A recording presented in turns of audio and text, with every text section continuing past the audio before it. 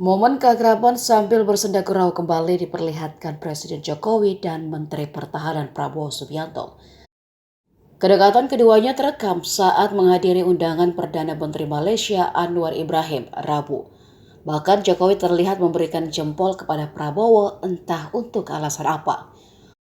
Saat itu Presiden Joko Widodo yang baru tiba disambut oleh keempat menterinya, yakni Mahfud MD, Prabowo Subianto, Tito Karnavian, dan Zulkifli Hasan. Satu persatu turut disapa Presiden Jokowi dengan memberikan salam hangat kepada keempat menterinya. Namun begitu menyalami Menteri Pertahanan Prabowo Subianto, Jokowi tampak berkelakar yang membuat keempat menterinya itu tertawa. Prabowo juga terlihat membungkuk tanda memberi hormat dan dibalas kode jempol oleh Jokowi.